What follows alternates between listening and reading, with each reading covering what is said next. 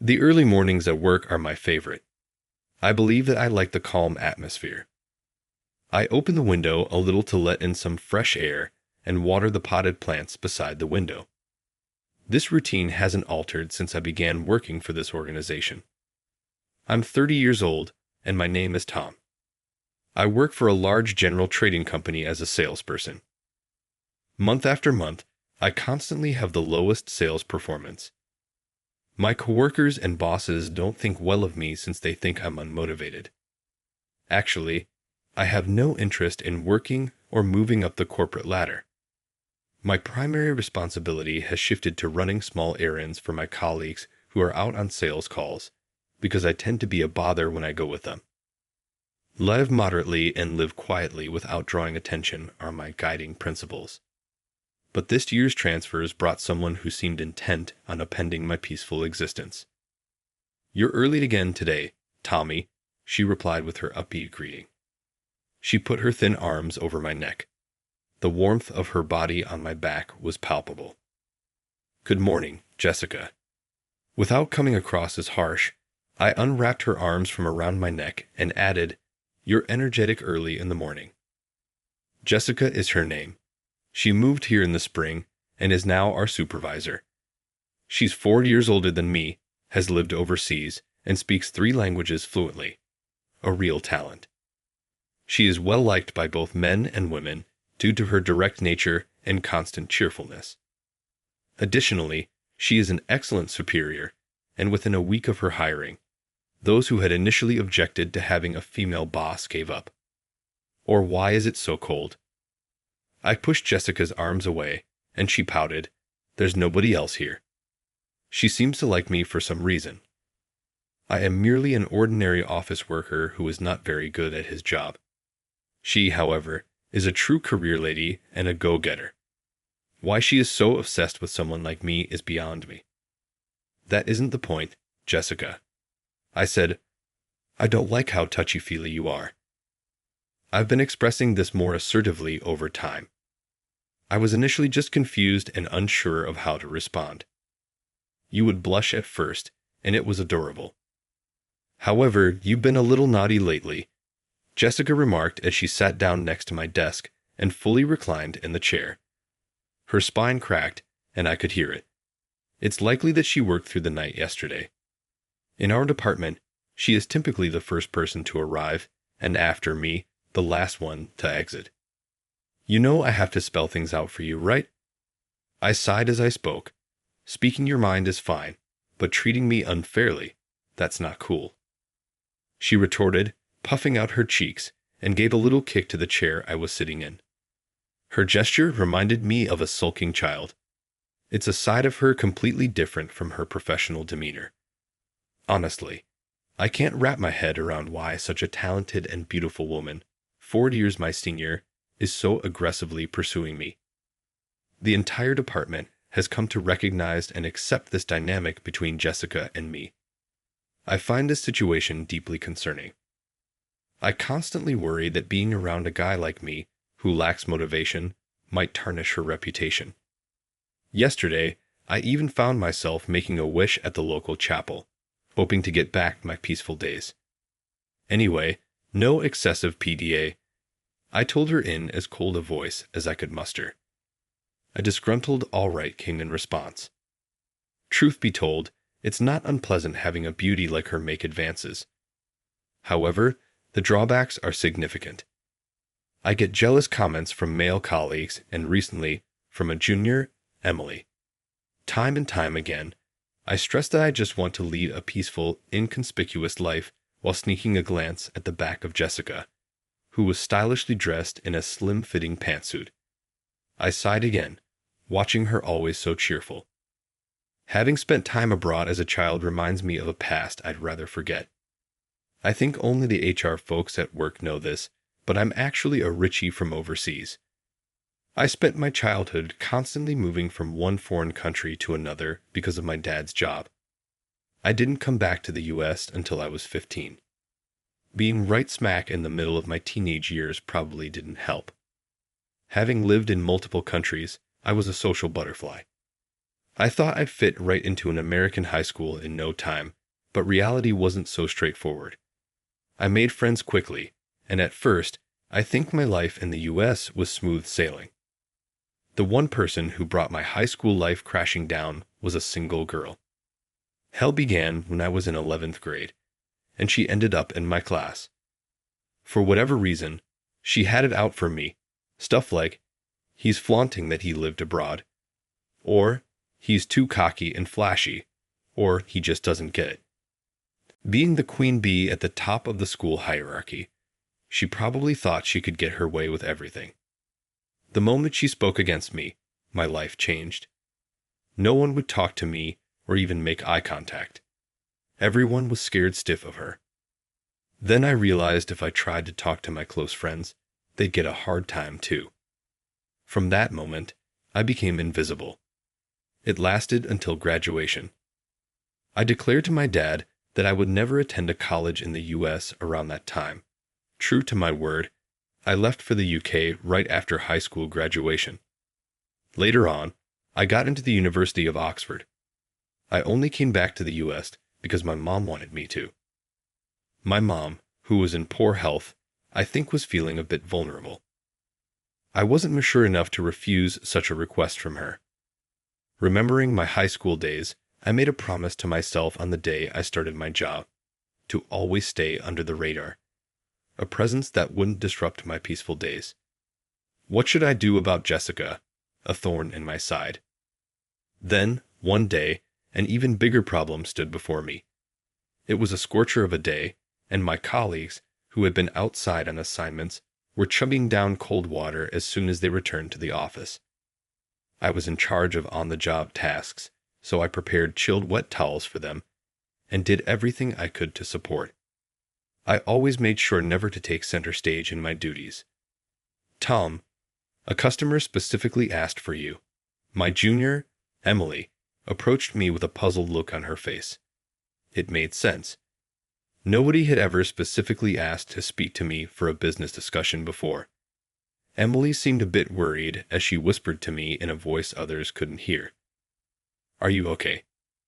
I'm not sure, but I'll meet with them anyway, I said, trying to reassure her.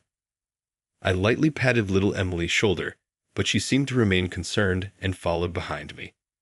It looked like she intended to join me. I felt like a failure of a senior to have my junior this worried about me.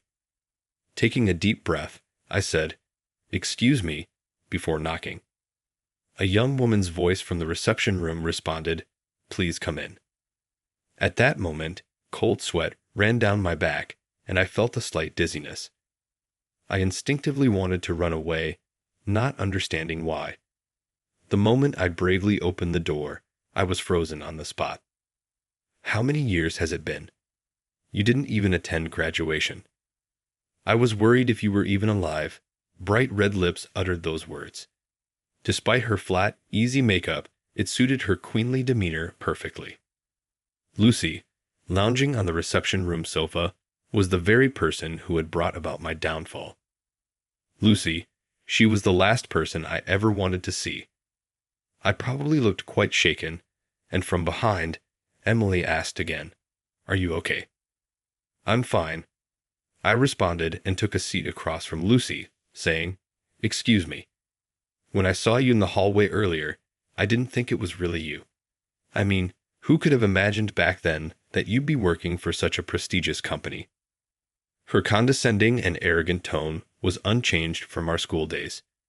She looked at me with a mocking upward glance and smirked. She seemed like a predator who had just spotted its prey, making my heart feel like it was going to jump out of my chest. Though I felt the need to say something, my mouth was dry, and no words would come out. Lucy enjoyed my distress, grinning broadly. I tried to remind myself I'm not that high school kid anymore. "Excuse me, did my subordinate do something rude?" I hadn't even noticed when Jessica entered the room, so hearing her voice nearly made me jump out of my skin. "Who are you?" Lucy asked with a frown, glaring at the sudden appearance. It seemed like she was annoyed, thinking her fun had been interrupted. "I'm Jessica, Tom's supervisor." Tom rarely handles business meetings, so I hope he wasn't rude to you. Her face was smiling politely, but her eyes weren't. It felt like sparks were flying between Lucy and Jessica. After a tense moment, it was Lucy who broke first. Fine, I'll let it slide this time. Our companies have had a long-standing relationship since my father's time. Let's keep it that way, Lucy said, standing up and exiting the reception room with the click-clack of her heels. Quickly, Emily went to see Lucy out. The sound of the door slamming shut was the cue that allowed me to finally relax. Considering my unusual reaction, there would likely be questions from Jessica. The sinking feeling of having to explain my past to her weighed me down. Apparently, she's undergoing code training. She may come around again, but you don't have to deal with her, Tom. Let's have Emily grow into the role instead, Jessica said with a reassuring pat on my shoulder. Feeling the warmth of her hand, I was on the verge of tears. In the end, Jessica never asked me the reason I was upset that day, and we finished our day's work. I felt like the rug had been pulled out from under me. At the meeting the next day, it was decided that Emily would handle Lucy's account, and I was designated as her backup. I briefly explained to Emily that Lucy and I were high school classmates from the previous day's events. Emily seemed to have picked up on my reluctance to deal with Lucy. I'm truly grateful for Emily's hard work. She tried her best to cater to Lucy's needs so I wouldn't have to face her, I explained. If there was any mistake, as her senior, I'd have to represent the company in front of Lucy. Emily carefully continued the dealings with Lucy's firm. Initially, Lucy demanded me, but when she realized her requests were being denied, she began other tactics to annoy us. She started bringing non-native English speakers to business meetings, sometimes just acquaintances, and at times introduced them as co-owners. Emily could handle Spanish, French, and Chinese, but occasionally Lucy would bring along someone who spoke Italian, Portuguese, or Japanese, which Emily couldn't handle. In such cases, Jessica quickly stepped in to support Emily. I felt guilty watching this, knowing I couldn't help. I felt bad burdening my junior, Emily, and worrying Jessica. I kept thinking I was a failure as a professional. One day, our always cheerful Jessica was out sick with a fever. It's rare for her to call in sick, so everyone was concerned. According to Emily, she was overworked and sleep-deprived, leading to a weakened immune system, and she caught a cold. Though it was an unfortunate situation, I hoped she'd take a good rest. If Jessica isn't here to help and Lucy brings someone I can't communicate with, Emily gazed anxiously at the words "Jessica absent" written on the whiteboard. Her fears became a reality. Well, I, who rarely go out for client visits, was out assisting a colleague. Lucy suddenly arrived with a troublesome matter. When I returned to the office, I could hear Lucy berating Emily throughout the floor. Rushing into the room, Emily was flinching, being yelled at by Lucy. It seemed that today's negotiation required Italian, and Emily's weakness was exposed. You do realize this is a trading company, right? How do you work here not knowing Italian? Or are you just looking down on us?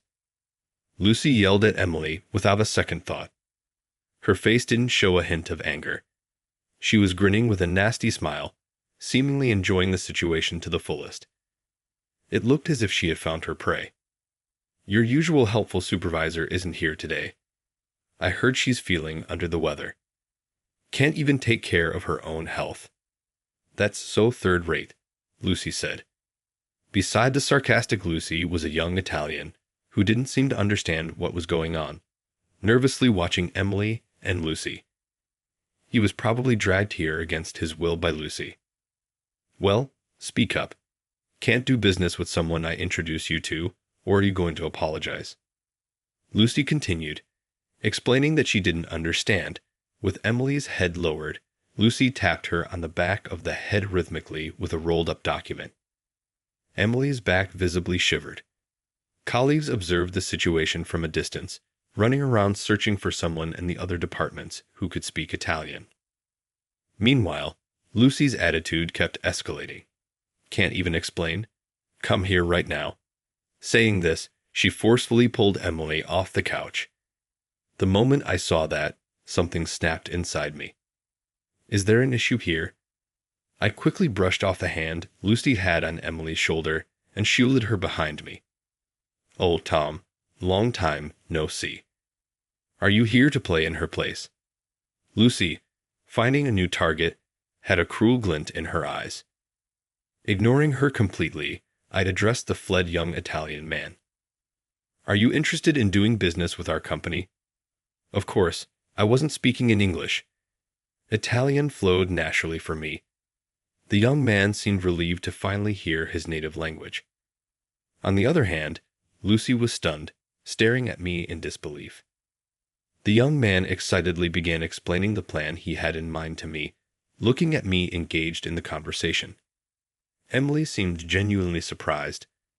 All this time, she thought I was just some guy who did menial tasks by the window, but suddenly, I was speaking Italian fluently and handling the negotiation. I can't blame her for being taken aback. During the negotiation, Lucy seemed to be glaring at me resentfully. In the end, the young man and I shook hands, laughed about the potential for a big deal, and wrapped up our discussion. Emily escorted the young man to the front door as he wanted to report the outcome to his boss right away. Back in the reception room, Lucy and I couldn't tear our eyes away from each other, locked in a standoff. "Nothing's changed with you. Still haven't grown up." I was the first to speak. The Lucy who I once found intimidating didn't scare me at all today. Perhaps successfully navigating that tough negotiation boosted my confidence. "Excuse me, what are you trying to say?" Lucy, seemingly caught off guard by my comment, retorted in a flippant manner. She still carried her usual high and mighty queen attitude, but I could sense a hint of panic and fear. "What I'm saying is that you're acting childish, still pulling the same stunts as you did in high school without considering your age," I continued. Once I started, I couldn't pull back. Words I had been holding in for so long came pouring out.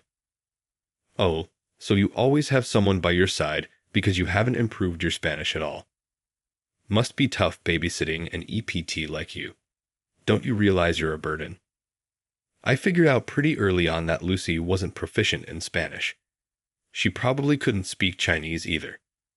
Being the daughter of a trading company CEO, Lucy likely had the stamp of failure pressed upon her.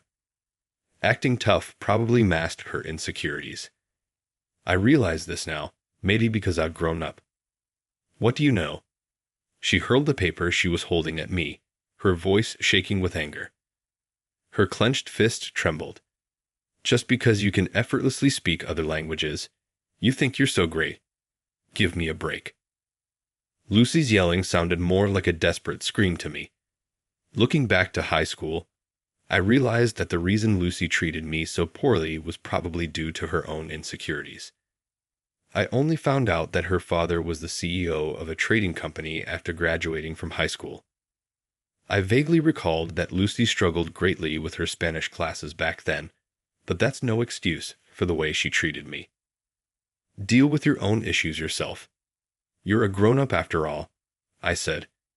My words made Lucy's face turn beet red. She must have felt embarrassed being called out like that. She grabbed her bag from the couch and stormed out of the reception room, the sound of her heels echoing on the floor.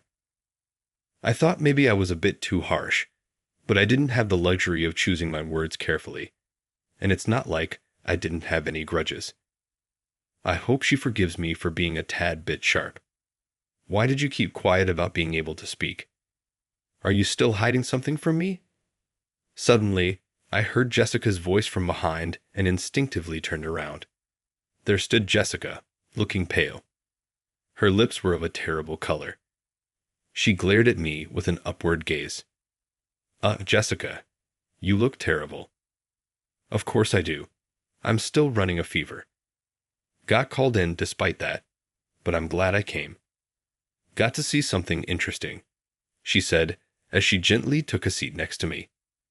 Emily, who had just returned from seeing some guests, saw Jessica and asked with concern, "Are you okay?" "Don't worry about me. I'm fine." Everyone get back to your work, Jessica said, clearing the reception room. I braced myself for a reprimand. It felt like I was neglecting my duty by claiming I couldn't do what I was supposed to do. I figured I'd have no right to complain even if I got fired for negligence. You're such a lying prince. Those unexpected words came out of Jessica's mouth. I was dumbfounded and could only utter, "What? Don't you remember me?" That's cruel. I looked closely at Jessica's face. She must be feverish.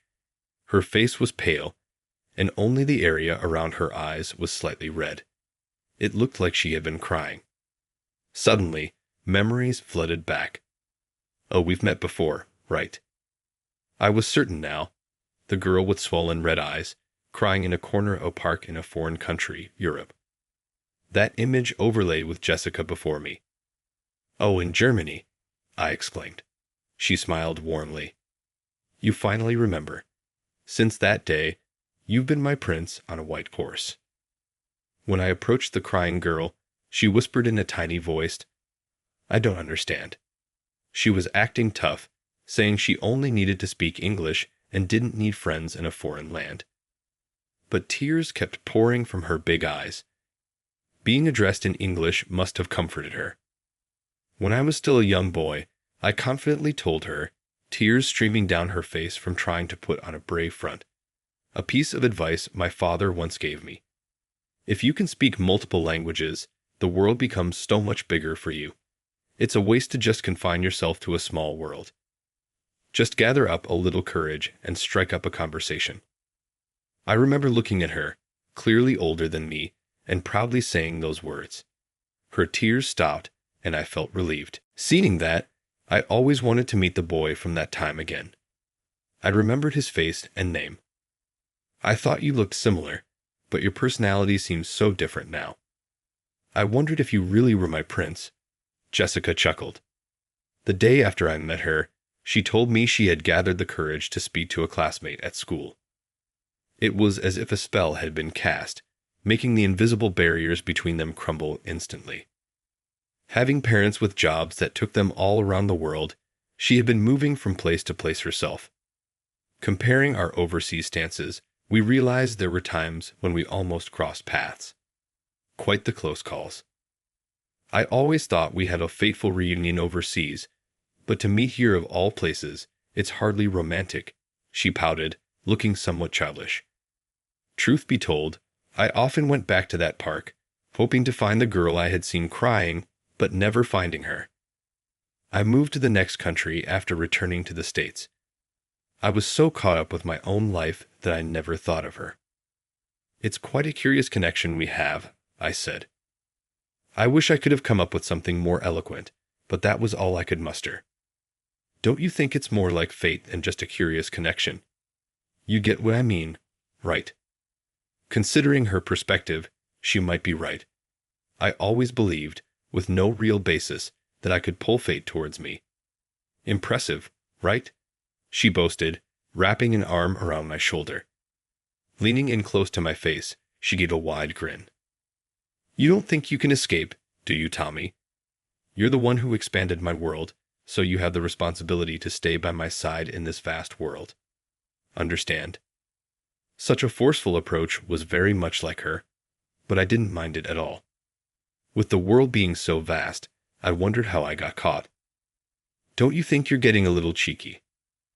The image of her laughing so hard she'd fall over in a wedding dress was a scene for a not-so-distant future. Running from her, who had strong-armed fate into granting this chance encounter, seemed impossible. I guess if this were a novel, it would be a happy ending. My name is David. I'm just an average office worker. I'm not really into standing out, so I'm pretty quiet at the office.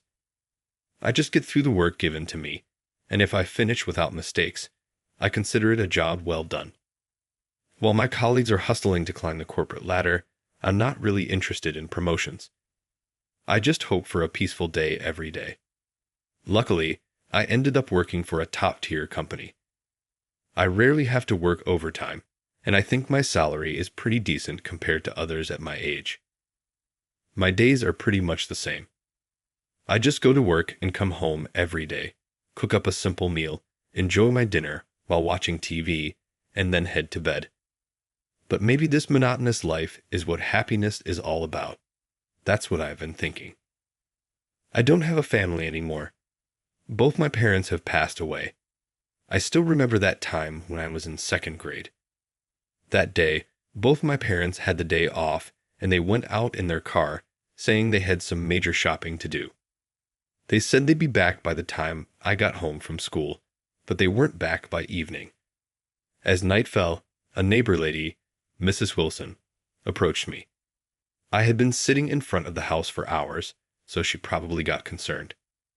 When I explained the situation, she took me to the nearby police station. I don't know what Mrs. Wilson told them, but I remember the police suddenly getting very busy. They told me that my parents might have been in an accident. I was taken to the hospital by the police. However, upon arrival, I was told the devastating news that both my parents had died. The only thing I remember from the hospital was seeing the bodies of my mom and dad. I can't recall what happened after, like the funeral or what happened to our house. Maybe the mental shock was too big, as I seemed to have lost some of my memories. Next thing I knew, I was in an orphanage. I had no grandparents or relatives, so I had nowhere else to go. There were other kids in the facility, but I didn't really interact with them. I just followed the rules set by the staff and kept to myself. I stayed at the orphanage until I turned 18 and moved out after graduating high school. Maybe I should go to college, was my main thought.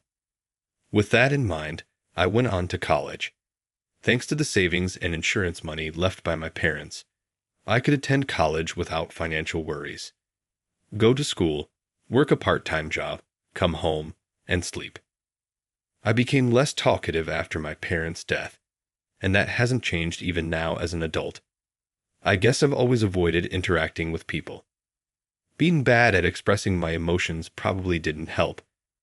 I've never really had close friends, let alone a significant other, mostly just acquaintances. I had always thought I'd probably end up being single, and I was okay with being alone. Even though I was just living an ordinary life, something unexpected happened one day. I'll never forget it. It was when I turned 30. On that day, I was working as usual. Things were going smoothly, and I was having a rather laid-back day. I decided to get some office supplies from the supply cabinet. To my surprise, we were running low on a lot of items. Normally, the newer employees would restock the supplies, but I thought, since I had some time, why not do it myself? So I said, I've got some free time. I'll go get the supplies, and headed to the supply room. As I switched on the light and entered the room, I began to load up a cart with supplies from my list. Then a woman from another department walked in. Our eyes met, and we gave each other a courteous nod. Wow, a pretty girl just walked in. That's what crossed my mind instantly. It wasn't a crush or anything, but I found myself wondering, is she from the next department? I don't recall such a pretty girl working here. Taking a closer look, she had these cute beauty marks under her eyes, which made her already cool-looking eyes appear even more attractive. No, don't keep staring. It'd be so embarrassing if she caught me. I realized I'd been unintentionally staring and felt a rush of embarrassment. Taking a brief deep breath, I composed myself and went back to collecting the supplies. But then it happened. Suddenly, there was a deep rumbling sound followed by a strong side-to-side shake. It was an earthquake. The shaking grew more intense. Being in the supply room, there was a high risk of things falling down. The spot where she and I were located was at the back of the supply room, and the exit was too far. With the intense shaking, it felt too risky to make a dash for it. Cover your head. Use a basket or a box upside down and protect yourself. I shouted instinctively. The tremor felt like it lasted forever, but thanks to the fixed shelves in the supply room, a major disaster was avoided. Supplies were scattered all over the place, but neither of us got hurt. Are you okay? I rushed over and asked her. She seemed fine, replying, Yeah, That was quite a shock. It lasted quite a while, didn't it? She slowly got up and added, "It's quite a mess here, but maybe we should head outside first and check on others." Concerned about potential aftershocks and with the supply room door still closed, I started heading towards the door. "Oops, sorry," she bumped into my back. "Something wrong." Looking at the storage room door, I was taken aback and stood there. She leaned over from behind me and was equally stunned. To our disbelief, cardboard boxes that had been piled near the door had collapsed, blocking our exit. To make matters worse, it seemed a box had opened, scattering promotional items all over the place. "We can't get out this way. Should we clean this up?" she said. She agreed with a sigh, and I started moving the heavier boxes, asking her to pick up the lighter promotional items. Why, of all places, did it have to block the door? She complained but continued neatly placing the scattered items back into the boxes.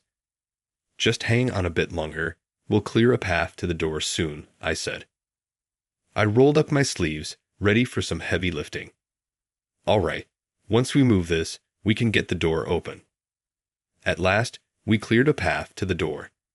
Thinking we could finally leave, I twisted the doorknob and pushed. Thud.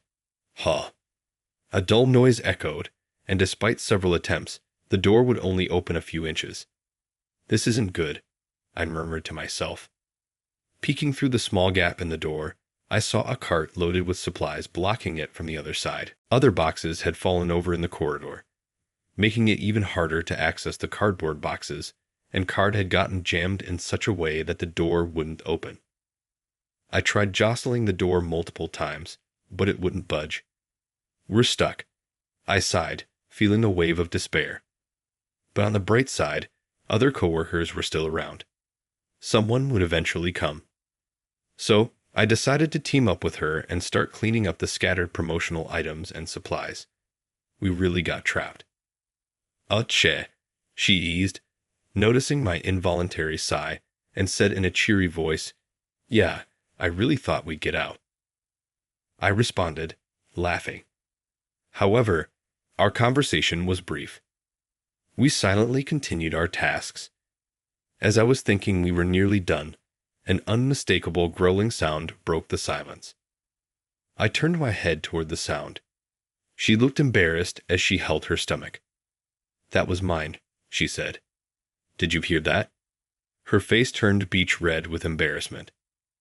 "Yes, I heard it loud and clear," I said honestly, and we both burst out laughing. Although we were strangers, that little moment of laughter lightened the mood. While continuing to tidy up, we chatted a bit and shared our names and departments. Her name was Sarah, 4 years younger than me, and she worked in the department next to mine. As we talked, a voice from the other side of the door called out, "Hey, is anyone there?" Peeking through the gap in the door, a voice said, "Hold on, we'll clear the way." A few folks moved carts and other obstacles, enabling our safe exit. Luckily, the earthquake's damage was minimal. Just some items had fallen from shelves and desks. By the next day, we were back to normal.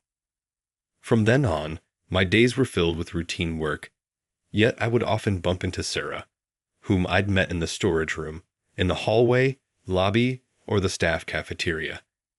I hadn't realized it before, but we had crossed paths frequently within the company. We began greeting each other whenever we met. One day, during lunch while I was eating in the cafeteria, Sarah approached, asking, "Mind if I join you?" We took that opportunity to express our gratitude for that day we spent trapped together. It seemed we never found the right moment to stop and talk about it before. Sarah also wanted to thank me, saying, "I'm so glad you were there with me that day. I'm not sure if I could have gotten out if I was alone in the storage room. You really saved me." From then on, I often chatted with Sarah due to our lunch breaks frequently overlapping. We often eat together or have coffee afterward. Though I was always a bit shy and struggled to converse, Sarah was always proactive in starting conversations, so there was never a lull. Eventually, we began to occasionally dine out in the evenings. It felt strange for a socially awkward guy like me to be out and about, engaging in so much conversation. Somehow, I just clicked with Sarah. After one of our meals, Sarah opened up about her feelings for me. It was the first time that someone had confessed to me like that. I was taken aback, but that's when I realized my own feelings. Soon, Sarah and I started dating. Things moved swiftly, and before we knew it, we were discussing marriage. After a successful proposal, I visited Sarah's parents. On the day of the visit, Sarah's parents, who also lived with her older brother and his wife, warmly welcomed us. While I had planned for a brief visit, they insisted on having dinner together, making me feel right at home. Being a man of few words, I barely answered the family's questions. They even inquired about my family. I answered all their questions honestly. However, a few days after the visit, I received a message from Sarah. Apparently, Sarah's sister-in-law, Lisa, wanted to have a word with me. I wondered if they might be against our marriage, but that wasn't the case. I was told we'd discuss the matter in person, so a meeting was arranged between Sarah, Lisa, and me. On the appointed day, we met at a quiet cafe. Let me get straight to the point. Lisa began, then started asking detailed questions about my mother, when she passed away, her name, maiden name, place of birth, blood type, and more. She also inquired why I didn't have any grandparents or relatives. I answered everything within my knowledge. After a pause, Lisa said, "Look at these photos. Does this woman look like your mother?" She showed me 2 pictures of a young woman who unmistakably resembled my mom. After confirming the resemblance, she took another breath and asked, "You're an only child, right?" When I replied, "Yes," Lisa gave a quiet nod. She took another deep breath and said, "Let me tell you the truth about you," looking me straight in the eye. Confused, I waited for her next words. "This woman," she said, "she's my mother." Lisa's lips trembled as she spoke. I was in disbelief, asking her to repeat herself over and over, but she was unequivocal. "She's my mother." What does that mean? I tried to organize my thoughts as I listened to Lisa's story. Lisa had been told she was an orphan and was raised by her grandparents.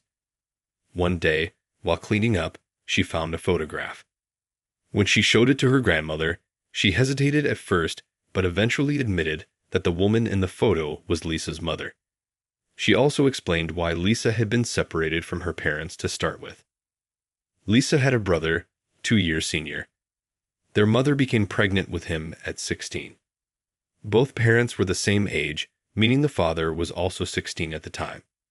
The mother was determined to have the child, and the father intended to marry her when he turned 18.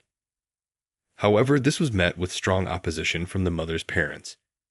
These grandparents were strict and believed in strict adherence to family traditions. Yet, the young mother persisted and gave birth at the age of 16. Afterward, while juggling jobs and having dropped out of high school, she entrusted childcare either to daycare or her parents. The father, on the other hand, continued attending high school while working part-time jobs to make ends meet.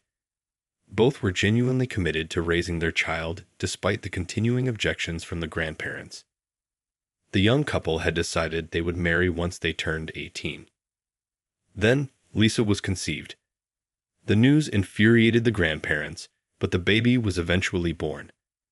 This birth took place when both parents were 18, and they intended to register their marriage that very year. However, the grandparents staunchly opposed, especially against the father, whom they perceived as the culprit for their daughter's teenage pregnancy. Frictions became a daily affair, primarily revolving around the children's future and living arrangements. They chastised their young daughter, often remarking, "You're just a child who had a child. Listen to what we say." Still, the determined mother, aiming to keep her family intact, was met with a stern, "Leave the kids and get out. You're disowned." Numerous attempts were made to reconcile, and she tried taking her children with her, but the grandparents stood firm. Ultimately, she was estranged without any contact with her children. I was shocked to learn about the tumultuous past of my parents, and the fact that I had a sibling was a revelation to me. Incidentally, the grandfather has since passed away, and the grandmother, though still alive, is now in a nursing home. Lisa, without mentioning anything about me, had inquired again about her mother. Moreover, given that our grandmother's surname was quite unique, she was certain that they were blood-related. The week after hearing the story, I, along with Sarah and Lisa, visited our mother's childhood home. Presently, my elder brother's family is living in our grandmother's house, and it was the first time I was introduced to him. Following that, Lisa and I went to the nursing home where our grandmother resided. Although hesitant to meet her at first, we decided to have a conversation. Initially, our grandmother couldn't believe my existence and was taken aback. But noticing the resemblance I bore to my mother, she mentioned how much I looked like her. Our grandmother was unaware that my mother had married my father, and she certainly had no knowledge of the tragic car accident that took my mother's life. Hearing this, tears streamed down our grandmother's face. She deeply regretted disowning her daughter due to parental pride and expressed her desire to apologize if given a chance to meet her daughter again. The town where my mother and Lisa grew up was quite a distance from my current residence. Yet, little did I know, my sister lived so close by. That year was not just significant for meeting Sarah, but also for discovering and connecting with blood relatives like my siblings and grandmother. Fast forward a few years. Daddy? No. D. Playing with me. Daddy. All right. Let's all play together, okay. I was surrounded by my children, unable to move. My kids really love their daddy, Sarah teased as she too hugged me. Come on, Sarah. Not you too. Everyone giggles and clings to me. Now, at 38, I'm living a lively life with my 3 beloved sons and my cherished wife, Sarah. We're soon expecting our 4th child. Since then, I've been in touch with my sister, living nearby, and her 3 sons. My children play together as if they were siblings. Though my elder brother lives far away, we, along with my sister's family, visit him annually during the summer break without fail. Interestingly, my brother and I have similar facial features, and even more intriguing is how much my brother's children resemble younger me. When we look closely, all the children share striking similarities. We all look as if we were born from the same parents. We often jest that the bond of blood is indeed mysterious. Despite never having lived together with my siblings, our interactions felt natural from the start. Given how I was never adept at social interactions, we being able to interact well with my siblings surprises me. Having once believed I would live a life of solitude, never did I imagine that, in just a few years, I would be surrounded by the warmth of a family. Life truly is unpredictable. I aim to cherish this unexpected happiness.